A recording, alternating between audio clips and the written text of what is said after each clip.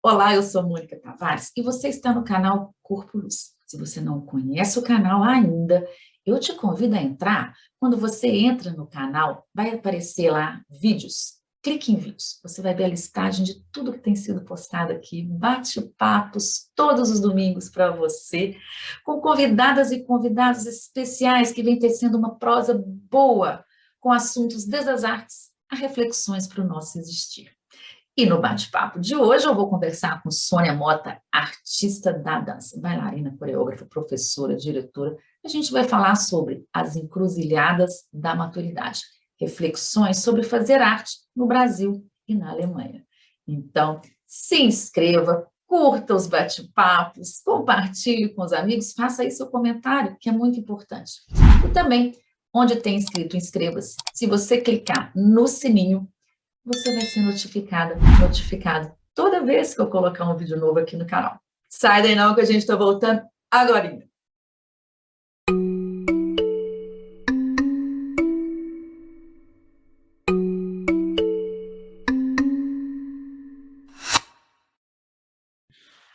Nossa, gente, o bate-papo de hoje está com uma pessoa muito especial e querida, Sônia Mota, artista da dança, bailarina, professora, diretora, coreógrafa, trabalha na Alemanha há 32 anos, onde vem fazendo um trabalho legal entre Brasil e Alemanha, né, Sônia? Seja muito bem-vinda no canal Corpo Luz, viu? Prazer não ter você aqui.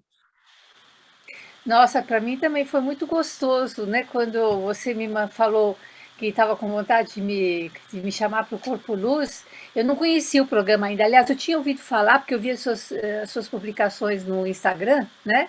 E Aham. sempre estava querendo ir visitar, mas acontecia uma coisa ou outra que, às vezes, eu tento sair um pouco do Instagram, porque é muito rápido tudo lá, as informações são é, a jato, né? Então, e não fui. Aí, a partir do momento que você me chamou, aí eu fui visitar o seu no YouTube, aí assisti várias conversas, então achei que é um programa. Eu sou antiga ainda, chamo de programa, acho que não é, Pois é. né? É um programa muito legal, porque assim, a história das vidas das pessoas é que é legal nesse mundo, né? Assim, eu adoro biografias, então assim, os livros que eu mais compro são livros de biografia, assim. Então, é um canal muito gostoso de assistir, de ouvir. Ah, Eu obrigada. gostei muito até de uma, assim, só para. Que foi até recente, foi hoje de manhã, da Voz, esqueci o nome dela. Janete. Isso, porque eu tenho um pouco umas questões com a minha voz que eu acho que ela é um pouco infantil. Ela até falou sobre isso, a voz infantil. Eu gostaria de ter uma voz mais assim, sabe? Um pouco mais Não. condizente à minha idade, entendeu?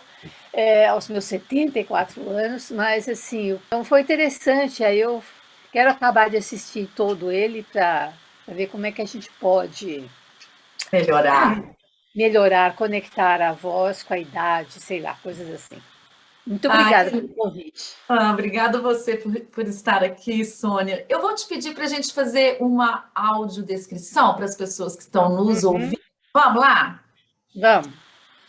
Então, eu sou Mônica, mulher negra da pele clara. Estou com meus cabelos hoje soltos, abaixo da linha dos ombros, cacheados, com um pouco para o lado. Estou com um vestido estampado nas cores de azul claro, azul escuro, creme, preto, com brincos de argolas grandes no tom de azul e creme também, levemente maquiada com batom cor-de-rosa. Atrás de mim tem uma parede amarelinha clara, com uma estante de livros e objetos pessoais e a logo Corpo Luz. Então, eu sou Sônia Mota, tenho 74 anos, sou mulher branca, filha de brasileiros, de um baiano e de uma paulista, com avós, uma avó portuguesa e um avô alemão. E que mais? Assim, estou aqui com muito calor na Alemanha, porque hoje é um dia excepcional, fazendo uma coisa que está deixando todo mundo atordoado, que nós estamos em plena primavera ainda, com um calor de 36 graus. Abafadíssimo, a cidade de Colônia, onde eu moro, ela é meio que dentro de um vale, assim, então tem pouco vento, então assim, muito desagradável. Então eu coloquei um vestidinho bem leve de alcinha, de florzinha, bem levinho. E o meu fundo não tem nada, eu gosto muito de fazer os meus zooms, as minhas entrevistas ou conversas aqui no meu quarto, no meu escritório, né? E a parede aqui de trás é branca. Se eu trocar, mas do outro lado ali tem uma cama-sofá, então se eu trocar, porque o outro lado tá cheio de quadros. Tem o cabelo curtinho, eu acabei de cortar recentemente, cheio de cachinho, é grisalho, quase branco, total. E Né? tá usando um óculos, né? E estou usando um óculos, é verdade. É porque para poder enxergar você aqui na tela, eu preciso botar esse óculos, senão eu não Sim. vou chegar tudo embaçado. Tá certíssimo. Então, É, gente, o nosso papo hoje é sobre as encruzilhadas da maturidade, sobre como que a Sônia trabalha com arte no Brasil e na Alemanha. Mas, Sônia, vamos começar conversando sobre quem que é a Sônia. Conta pra gente um pouquinho da sua trajetória e a gente vai chegando nesse assunto. tá. Então, é, eu estava pensando, quem sou eu, né? Quem sou eu? Eu sou Sônia Mota, assim, a artista, mas aí antes da artista, quem sou eu? Estava aqui pensando hoje mesmo sobre isso, então eu acho assim que eu sou uma mulher muito guerreira, assim, muito tinhosa, muito fazedeira, né? Eu sou sempre muito ativa.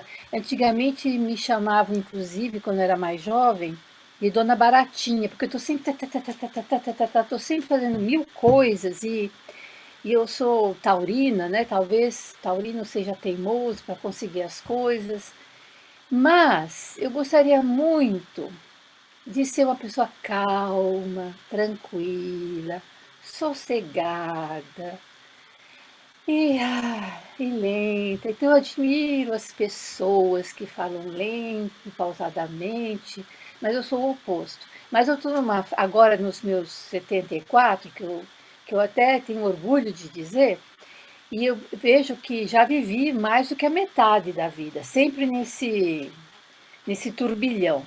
E eu falei, gente, eu preciso fazer alguma coisa para, a partir de agora, poder exercitar essa tranquilidade, essa calma.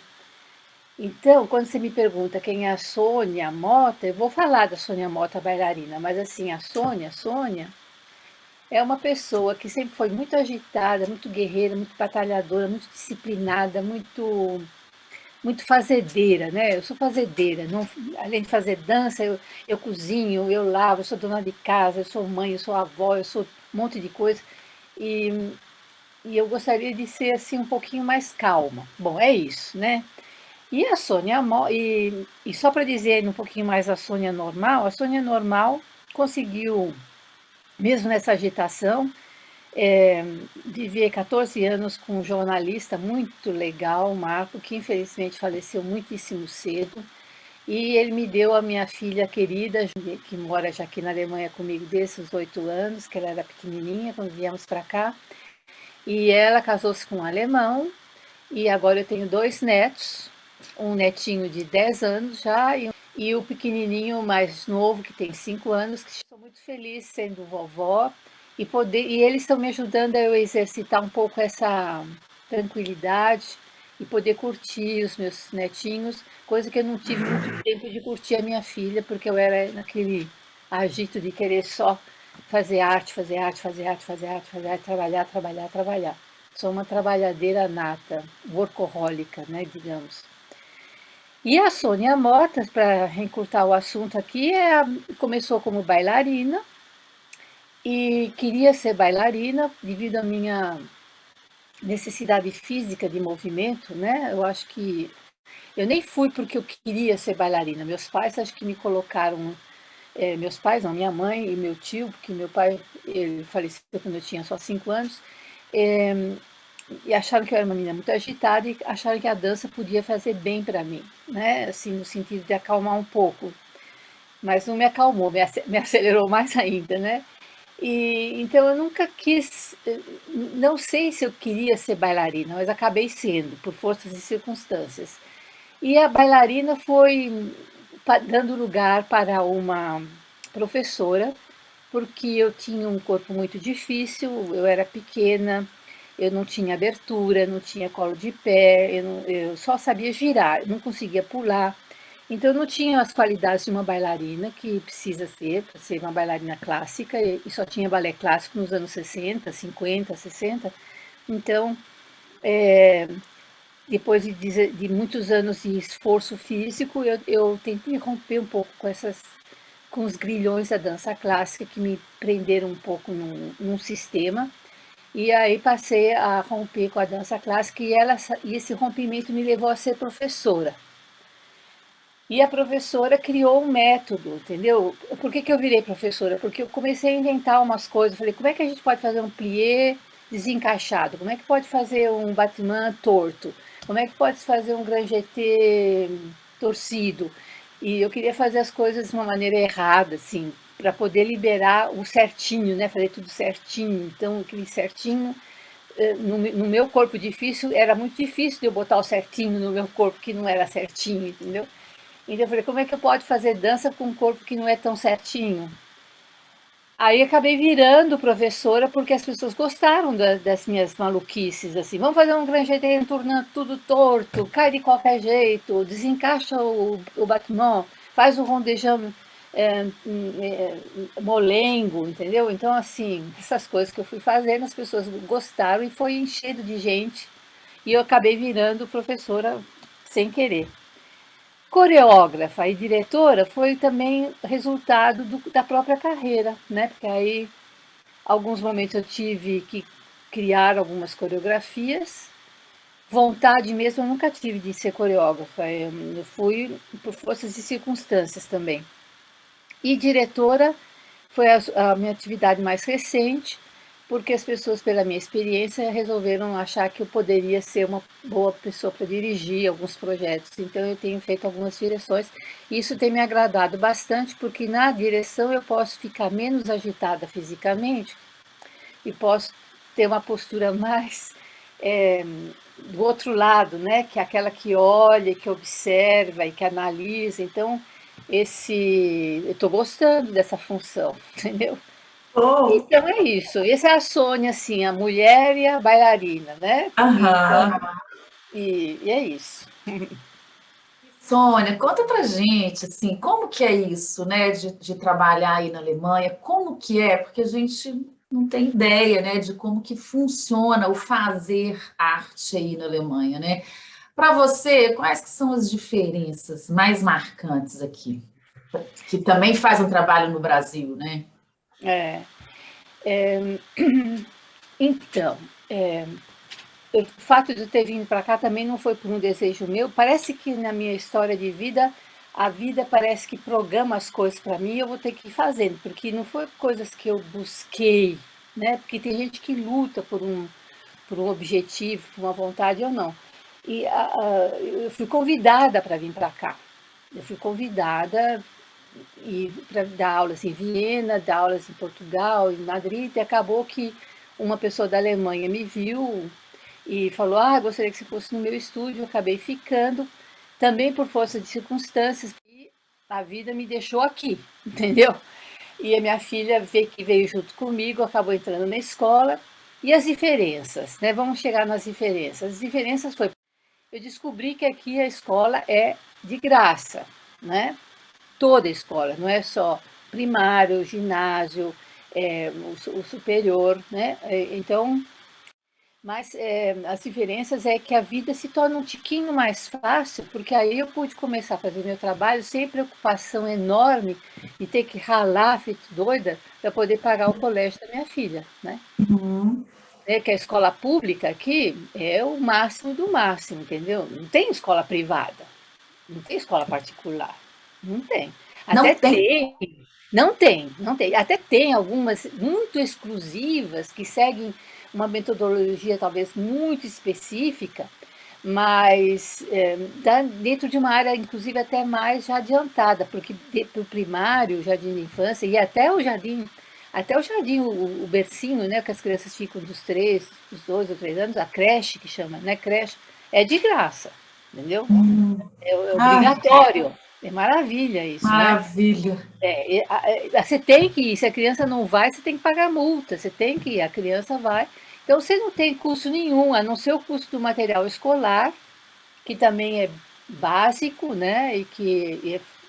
Tem desconto. Então, os pais, até a criança ficar maior de idade, recebe uma ajuda do governo, né? Um dinheiro que é o dinheiro da criança, chama.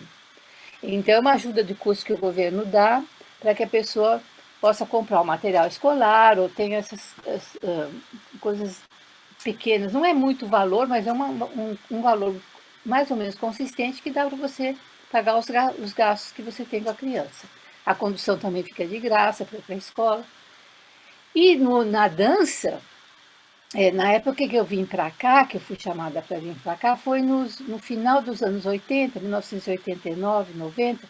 Então a Alemanha estava ainda, acho que no auge do seu movimento de crescimento pós-guerra, né? Então, assim, claro que a guerra terminou em 45, mas assim, até os anos 90 havia um como se diz, um eco de todo o progresso que a Europa tem no sentido da vida social. E a Alemanha é um regime socialista, né? Então, o direito a todos, o seguro-saúde, por exemplo, né? Você é obrigado a ter um o seguro de saúde que eu tenho aqui é uma taxa bem mínima que eu pago e eu tenho direito a dentista, é, terapia. Eu fiz quase 15 anos de terapia sem pagar nada, entendeu? Então, a partir do momento que você tem uma causa justa, que justifica realmente, sem fazer trambique, né? É, minha terapia foi toda paga, entendeu? Durante mais até, acho que quase uns 20 anos que eu fiz terapia. Foi muito de fazer terapia mesmo, para entender o que é ser brasileira na Alemanha, entendeu? Eu precisei dessa ajuda, porque é difícil, a cultura, né, do Brasil e da Alemanha é o oposto um do outro, né?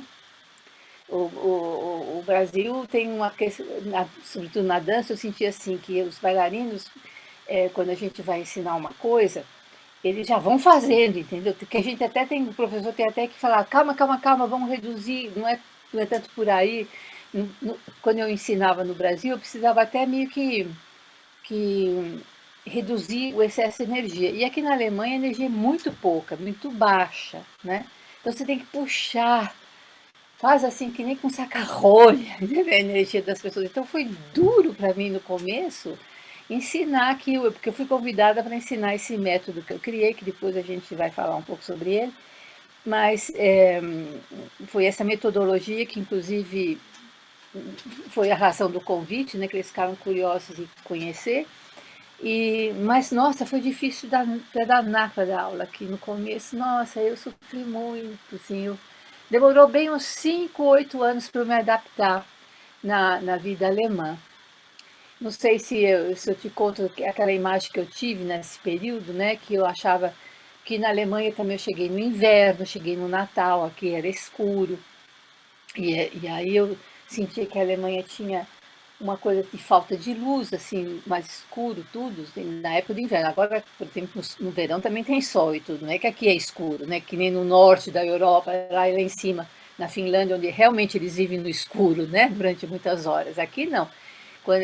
Mas no verão, por exemplo, o dia se torna, já amanhece às 5 da manhã e vai até mais ou menos 11 da noite de dia, mas no inverno, quando é 4 horas da tarde, já está escuro, né? E amanhece só em torno das 8, 8 e meia, então o dia é curtinho. Eu achava que a Alemanha era um pouco escura, com um monte de luzinhas acesas nas janelas, assim, e o Brasil, que era tão ensolarado, tão luminoso, mas também cheio de pontos assim meio obscuros ali no meio, né? De um pouco falando, apontando o escuro no sentido mais das mazelas que o Brasil sofre, né? A nível da vida social, não somente nesse ponto, né? Porque o Brasil é um país que é gostoso de viver, tanto que o alemão sempre me perguntava, nossa, você veio do Brasil, o que você veio fazer aqui? Né? Por que você achou um país que eles têm vontade de conhecer, né? Que eles têm vontade. Para eles, o Brasil, nossa, o Brasil. Hoje já não tanto, porque as políticas se mudaram, né? Mudaram muito. Entendo. Brasil já não está com a mesma visão na Europa de que tinha antigamente, assim como a Europa também talvez não tenha a mesma visão para o sul-americano, né? Porque a crise é meio mundial mesmo, né? Em É, geral. sim, sim. Então, as diferenças eu senti mais dentro da questão do conforto social, que aqui você não precisa matar 3 elefantes por dia, você, com um trabalho só, você se sustenta.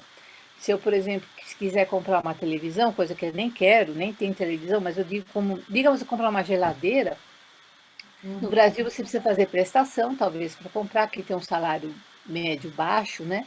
E aqui eu tenho um salário médio baixo, mas eu consigo comprar à vista uma geladeira, né? Não preciso fazer crediário, entendeu? Sim, Isso sim. dá um alívio, entendeu? Porque você compra, comprou, pronto, você não faz dívida, então, assim, né? Não tem a questão da dívida, né? Tem que pagar, coisa que eu tinha no Brasil. Então, nesse conforto, isso ainda existe, apesar que hoje em dia as coisas estão bem mais caras, agora com a história da guerra, então a Ucrânia a coisa já começa a tremer nas bases aqui também, mas ainda é possível, né? Ainda vou e compro um queijo Roquefort, um camembert, como se eu estivesse comprando um queijinho prata no Uhum. supermercado, né? É o mesmo, não é, não é questão de chique, é uma questão que todo mundo tem direito a comer um Roquefort ou um camembert, né? Ai, que bom você falar isso, né, para um país socialista, porque aqui as pessoas, né, socialismo, comunismo, o povo fica com horror, e olha aí que maravilha, né? Ou seja, É, eu é acho uma assim, política de igualdade para todos, né? é, ela claro que tem aqui também deve ter os ricaços aí, mas eles, a gente não se vê como a gente vê no Brasil, né? A diferença é tão grande da classe rica com a classe pobre, né? A classe Uhum, média aqui é grande e ela é generalizada, então assim todo mundo é igual, né? uhum, Como eu digo, eu sou uma artista que não circulo muito no grande nível, assim, digamos, na nata, eu não estou nos grandes teatros, já estive, agora não estou mais. Então, eu trabalho uma vez por semana num estúdio ali, faço um projeto aqui, um projeto ali, e digamos que a renda financeira não é grande, mas não me faz a minha vida ficar pior, entendeu? uhum. Não me Sim. faz ficar pior. E Sônia, e as suas vindas ao Brasil? Como é que você faz? Como é que você faz esse vai e volta Brasil e Alemanha? Como é Pois que é, tem sido? eu até fiz uma entrevista com a Dudude, né, uma vez, um café da tarde dela, sobre esse vai e vem. Então, isso eu fiz desde que eu vim para cá, eu sempre fui para o Brasil uma vez por ano. Agora, por causa da pandemia, faz 2 anos e meio que eu não fui mais para aí. Então, assim, estou bem saudosa e me programando para ir também.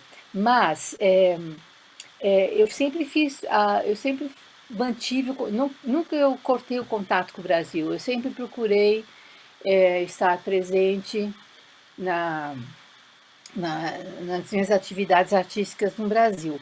No início, eu cheguei até a fazer um trabalho com o primeiro ato aí em Belo Horizonte, o Sueli me chamou, você estava lá também, né, nessa época, Sim, foi, né? a gente montou o espetáculo O Tigarigari. Tigarigari, pois é, o Tigarigari, que na época eu estava lidando com essas coisas que é Europa e Brasil, né? Estava bem naquele, tentando como é que eu podia traduzir isso com dança. Depois eu dei muitos workshops, oficinas.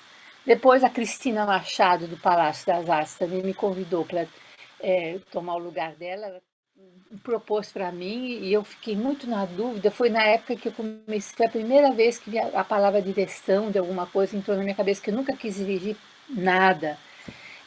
E aí eu fiquei mesmo balançada, falei, será que eu vou? Imagina dirigir uma companhia, ai credo, não, responsabilidade, mas eu resolvi experimentar, né? Tive o apoio da minha filha, que já estava fora de casa, falou, vai mãe, tenta ver como é que é isso para você. E aí eu fiquei 4 anos no Brasil, em Belo Horizonte, aí com vocês, de 2009 até 2013, começo de 14. Depois eu voltei para a Alemanha, mas mesmo assim mantive sempre contato aí, mais só com São Paulo, na minha cidade, né? Eu sou paulista, e com o estúdio 8 da Lu Favoreto e com o João Andreazzi lá no Espaço Lugar na Rua Augusta. Então eu sempre vinha para o Brasil. Se eu me pergunto como é que é o Brasil, eu nunca larguei, porque eu me sinto, eu às vezes invejo um pouco os artistas que conseguem fazer a vida inteira a carreira na sua própria terra, sabe? Uhum. Então eu cito, uma vez citei, falei com você, né, Mônica, da Pina Bausch, por exemplo, que conseguiu fazer a carreira dela inteirinha em Wuppertal. E Wuppertal, se for pensar bem, ela não precisou sair para o mundo afora para desenvolver o seu trabalho, ela ficou ali, ela tinha o subsídio todo do governo ajudando ela, no começo do público muita rejeição, mas depois ela acabou conquistando o público também, porque ela trazia uma outra linguagem, que as pessoas resistem um pouco quando vêm linguagens novas, né? Uhum. E eu falei, nossa, e Wuppertal seria como se fosse, digamos, sei lá, uma cidadezinha pequenininha aí no meio de Minas Gerais ou no meio de São Paulo. E que maravilha que ela pôde fazer, que tinha apoio. Imagine a gente querendo fazer arte, uma companhia que tem um alcance mundial em São José do Rio Claro, ou sei lá, em Juiz de Fora, sei lá. Parece que não tem apoio cultural suficiente para, né, para as pessoas que poderem ficar nas suas raízes, que nem Caetano. O Caetano, claro, é um artista internacional e tudo mais, mas assim, ele ama Salvador, mesmo que ele more no Rio, ele está no Rio e Salvador. Salvador e Rio tem alguma coisa ali meio parecida juntos, então ele está na raiz dele, né? E eu sinto falta disso, de estar na minha raiz, né? Aham. Sinto falta, mesmo, de verdade. Mas, por outro lado, a vida me trouxe para cá e a Alemanha me deu um solo também, sabe? Então, eu não sou grata a isso também, porque ela me deu espaço de eu desenvolver meu trabalho aqui, entendeu? Então, Sônia, falando do seu trabalho, a gente, né, o nosso título está falando sobre as encruzilhadas da maturidade. Como hum, é que você quer começar a falar sobre isso, hein? pois é, né? Eu estou bem no meio assim, do olho do furacão, né? Eu estou na encruzilhada, digamos. Falar da encruzilhada, eu acho que é melhor quando a gente está fora da encruzilhada, mas quando eu estou dentro, o que, que é essa encruzilhada, né, Mônica? Uhum. Então, por um lado, eu me sinto muito bem no sentido de que a idade, né? A idade traz para a gente, a vivência, os anos de vida vão trazendo para a gente assim, uma certa. Parece até pretencioso de dizer sabedoria, mas uma sabedoria de vida, né? Você vai aprendendo com os troncos e barrancos, né? Com os perrengues, com as quedas, né? Então você vai afinando, vai lapidando a sua vida. Então eu me sinto muito bem, sou feliz de estar agora com 74 anos. Por outro lado, me incomoda que meu corpo, por mais que minha alma, meu espírito, minha vontade, né, esteja a mil, o corpo não está a mil, entendeu? Ele vai acompanhando, ele acompanha bastante bem, mas bem menos do que quando eu tinha entre os 40 e os 50, já comecei a sentir um bocadinho. Dos 50 para os 60, mais um pouco. Dos 60 para os 70 já foi piorando. E agora dos 70 para os 80, eu estou sentindo, oi, oi, oi, oi, eu para baixar, caiu uma coisa no chão já, para baixar e Já pegar faz coisa, stretch. eu reclamo 20 vezes, aí, porque tinha que cair no chão, entendeu? Porque se eu não estou aquecida fisicamente, até pegar a mexerica que caiu no chão, ou a borracha, ou o pedaço de papel, né? Então o Aham. corpo, assim, ele tá, eu tenho que, o que eu penso nessa encruzilhada, Mônica, é que eu tô querendo que o meu espírito ativo, né? Que todo mundo fala, ah, vou envelhecer com o espírito de criança. Para dizer bem a verdade, eu não quero ficar com o espírito de criança. Acho assim uma chatura ficar velho tipo criança. Eu queria ficar um velho ou uma velha legal, mas assim condizente com a sua idade física. E não feito uma borboletinha borboleteando para tudo quanto é lado, e depois chegando em casa e ai, dói as costas, aí não consegue pegar o papel no chão. Estou tentando achar o equilíbrio, né? Aham. Entre a borboleta flutuante e a tartaruga, que já está aqui andando bem devagarzinho, apesar que tem tartaruga que também anda rápido, né? Mas enfim, é assim, eu estou me sentindo um pouco assim nessa encruzilhada. É o momento onde seria o corpo não acompanha a rapidez dos desejos, Isso, da alma, digamos assim, e é, aí o corpo você tem que repensar como que ele é, né? isso, é Eu isso. estava vendo, gente, eu vou deixar aí na descrição do vídeo o link do trabalho que a Sônia fez com os papéis, né, Sônia? Como é que. Hum, Eu acho que ali você já começa a trabalhar com um corpo diferenciado. Como que é isso? Assim, como que é a Sônia produzir, está em cena?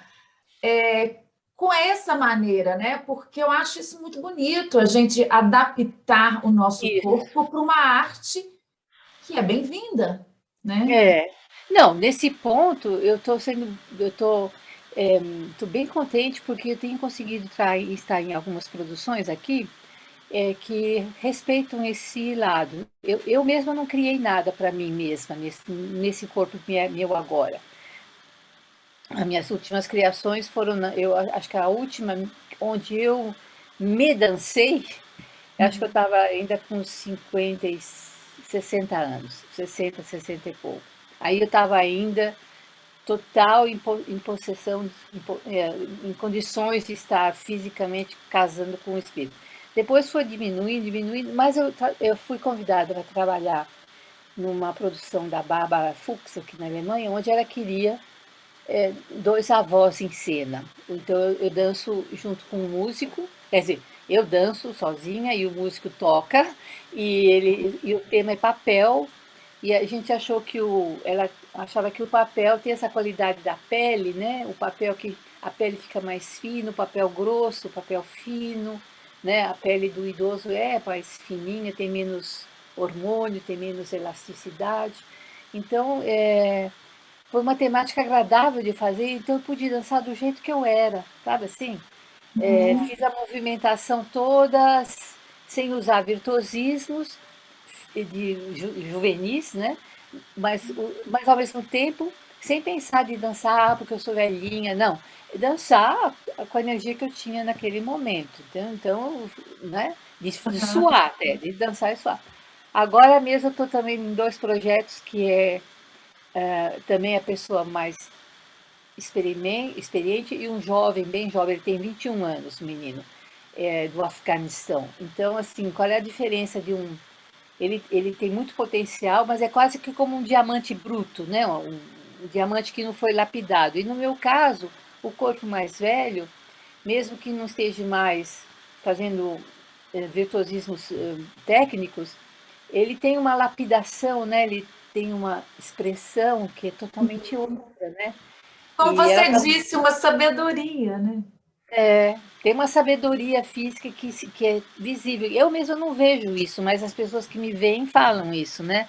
É evidente que a gente vê que tem uma dança no seu corpo e ela se apresenta, né? Então, eu fico feliz de ouvir isso. E o outro trabalho que eu estou fazendo também é de três gerações. A mulher mais bem jovem, uma menina também de uns 24 anos, a outra artista veio da Finlândia, ela tem 40 e poucos e eu tenho 70. Então vamos ver, esse trabalho ainda está no início, vamos ver o que vai dar a relação dessas três gerações. Hoje em dia é tema, né? Graças a Deus. Na minha época eu fui muito batalhadora e defensora do direito de estar no palco as pessoas gordas, as pessoas até que são artistas, mas estão um pouco fora de forma, as pessoas que é, é, baixinhas, né, ou que não são aquele protótipo do bailarino, né, era uma batalha na minha época tentar trazer isso para o palco. Eu fui uma dessas que fez isso, fui uma das que iniciou esse movimento. Mas hoje em dia esse movimento já está no ar, né? Hoje em dia vivemos a era da diversidade, né?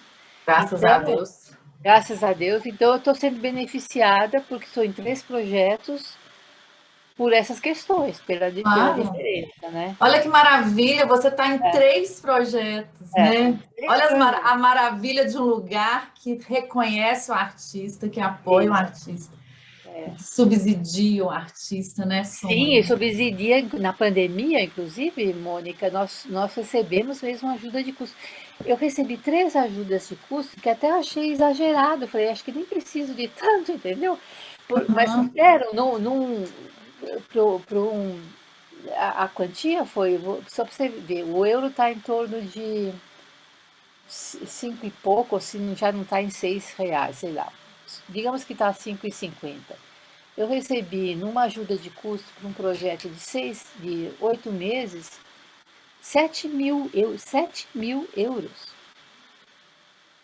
entendeu? Para eu pesquisar, para eu sobreviver, para eu trabalhar da minha arte. Num outro 6.000 e num outro 3.170 e pouco.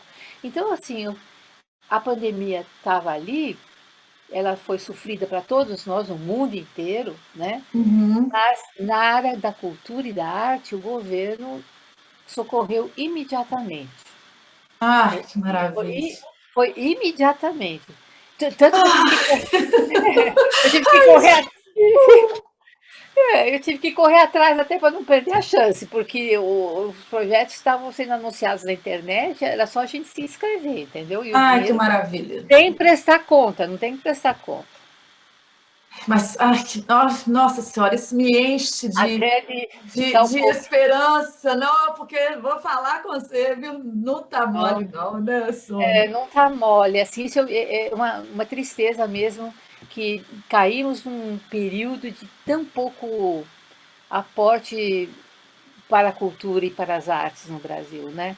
Espero que daqui para frente a coisa mude e que volte a ser, né, como nunca foi maravilhoso, mas a gestão anterior teve mesmo uma investição nos céus, nos centros culturais, na periferia, né, nas escolas, trazendo a dança para. Isso é muito importante, né? É como o Gilberto Gil fala, a arte não como é que. Ai, agora esqueci o que ele fala, eu até estava vendo no Instagram. A arte é uma necessidade, né? Não é uma coisa assim, como se diz, superficial, né? Que Sim. descartável. Não é, a gente precisa dela, A né? Para arte faz parte da cesta básica do brasileiro, a né? cesta Deveria ser. básica, é. Deveria ser. Acho que é por aí que você está querendo dizer, né? Olha, Essencial. um exemplo. Eu trabalho nas sextas-feiras, só por causa que esse tema me lembrou essa história, acho que eu não te contei isso. Eu trabalho sexta-feira, das 6 às 8 da noite, eu dou uma aula para mulheres, só para mulheres.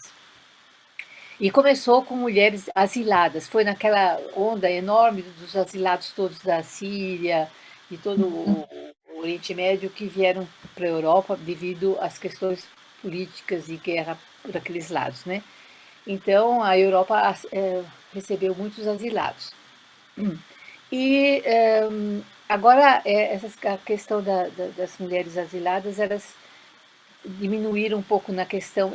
A gente percebeu que a pessoa que chega num outro país, Mônica, por mais que a cultura seja boa para eles terem um momento de alívio, eles estão ainda muito na luta da sobrevivência. Então, a ajuda só na manutenção da sobrevivência do dinheiro e da escola é mais importante até. Mas a arte também fazia parte, entendeu? Elas só tinham dificuldade de se concentrar, porque não conhece a língua, não conhece as culturas, precisa de um tempo para a pessoa poder fazer a sua arte num solo estrangeiro e precisa de um tempo para entender qual é a arte que está sendo feita naquele solo que é estrangeiro para eles, né? Então foi um Ah, momento bem difícil, mas essas mulheres continuam lá no lugar que eu dou aula. E aí apareceu na sexta-feira passada uma iraniana, mãe jovem, mãe de um menininho muito, ela veio até com o carrinho e o bebê, o menininho já tem uns 2 anos, mas ainda usa o carrinho, e ela falou ontem foi sexta-feira, né? Ela falou, ai, Sônia, né? Assim, professora, ela até me chama de professora. Depois dessa aula que eu fiz o outro dia, eu consegui dormir tão bem. Então, a arte do corpo, para ela foi uhum. assim, para ela que ela já está há um ano e pouco aqui na Alemanha, conseguiu já até entender mais o alemão, iraniana, jovem.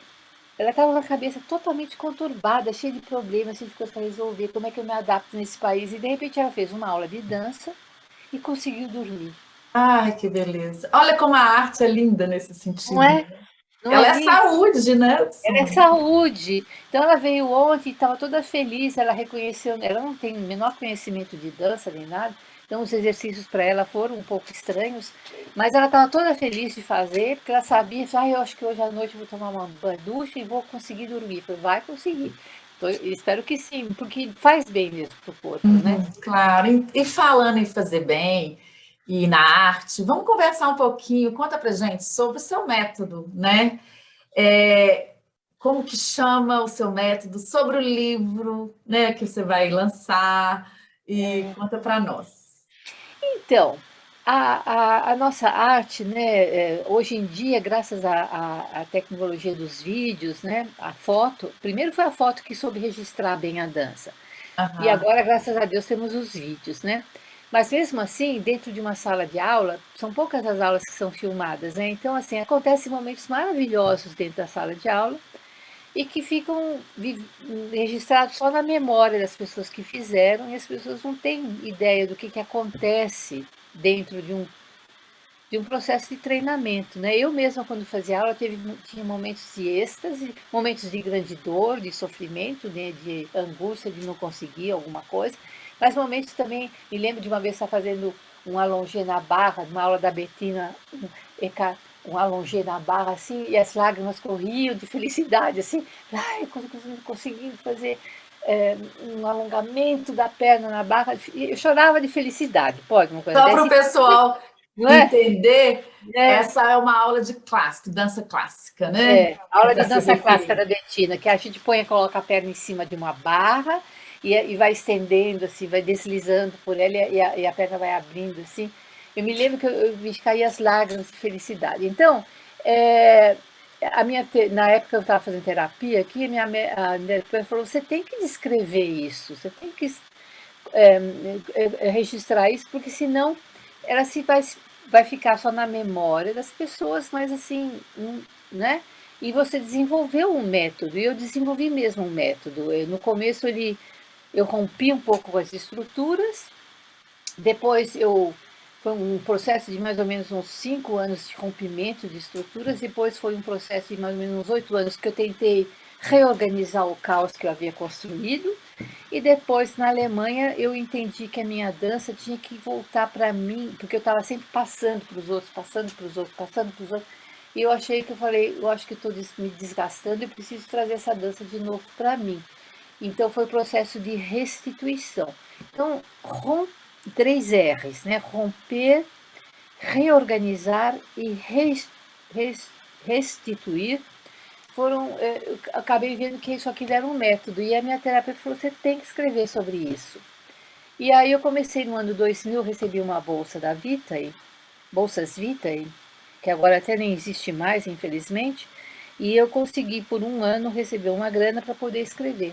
Então eu comecei a escrever, e como a minha forma de expressão não é através da palavra, a minha escrita foi muito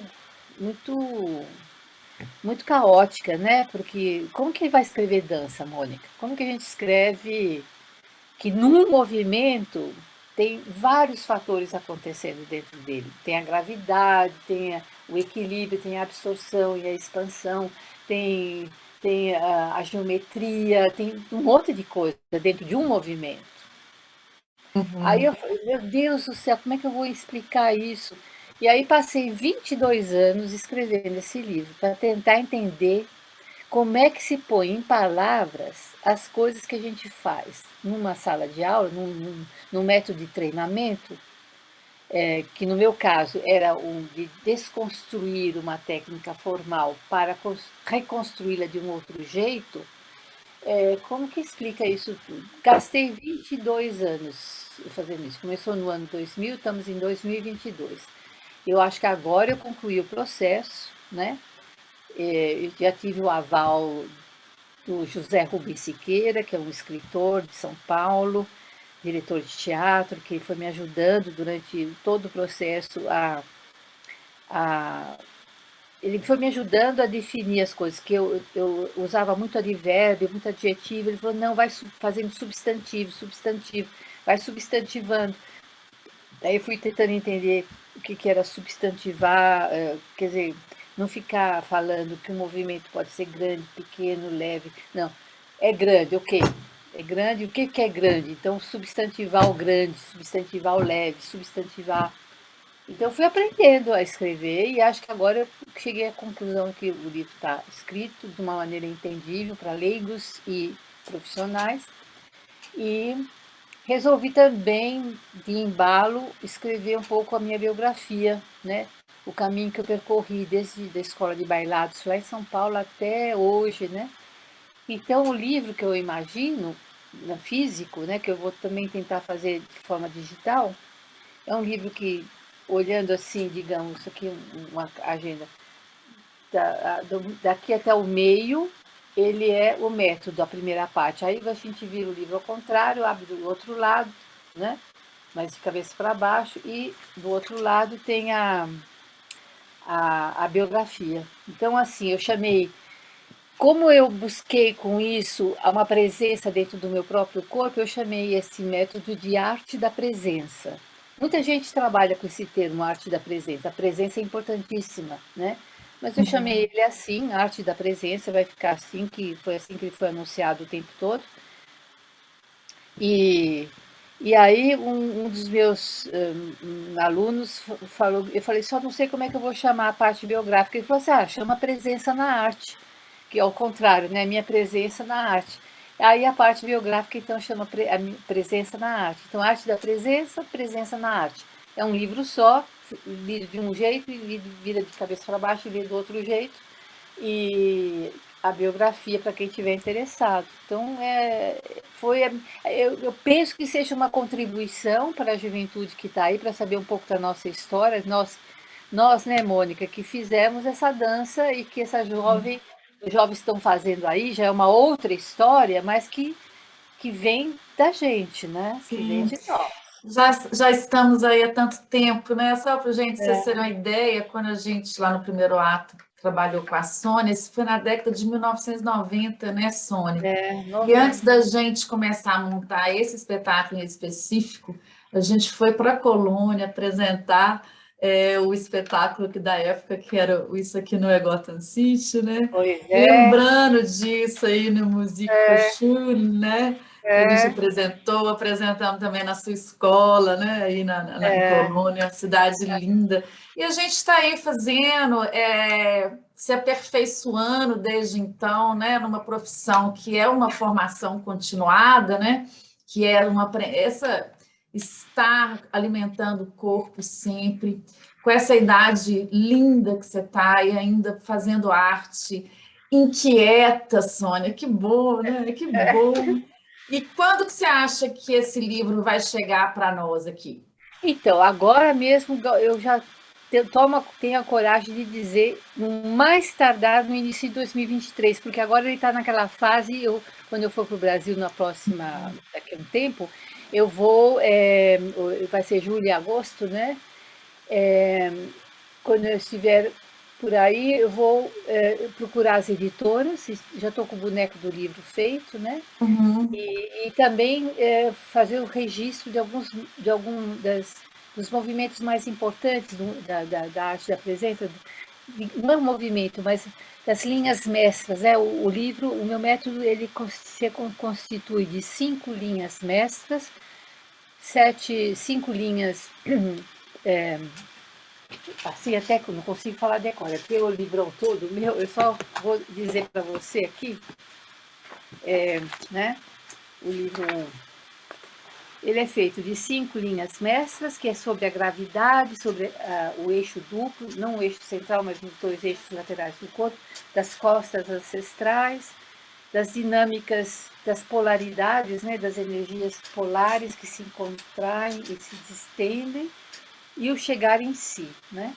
Aí tem 3 linhas complementares, que é todo o trabalho que eu acho importantíssimo, que é da forma, a forma tem que estar presente, a espiritualidade, e a qualidade do movimento, que é meio pincelada, assim, que não é caligrafada, mas pincelada no corpo.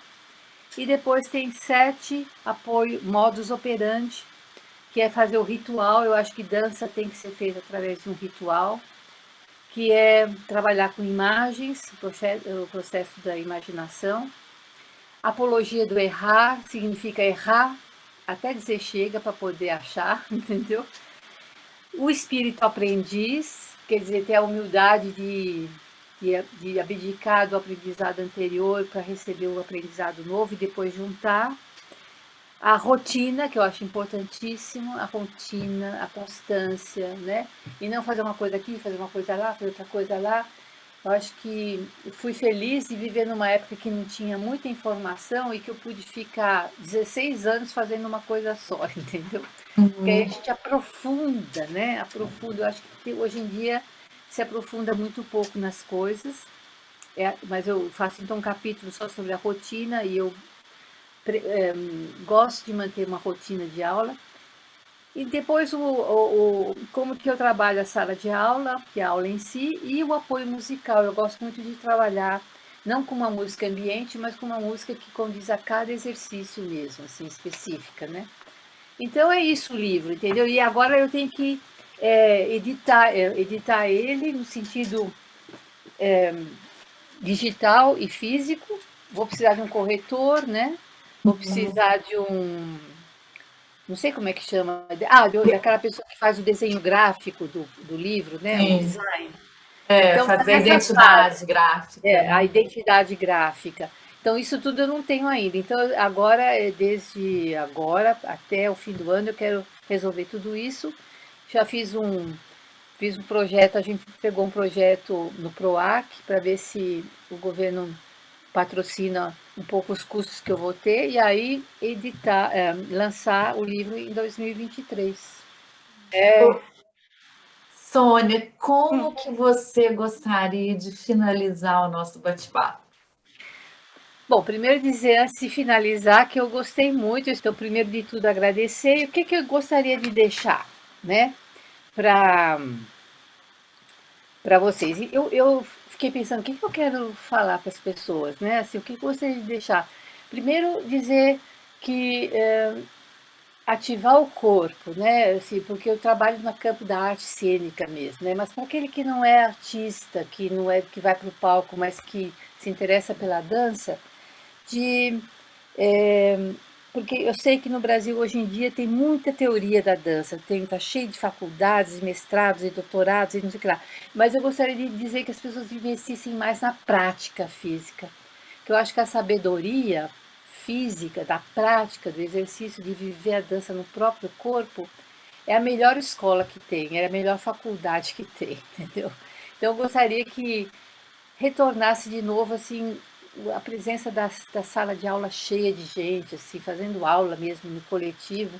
Espero que essa pandemia desapareça aí do mundo para que a gente possa estar ali suando junto e que eu vejo um pouco um esvaziamento nas salas de aulas, assim. Estou vendo que todo mundo está treinando mais sozinho, cada um no seu canto.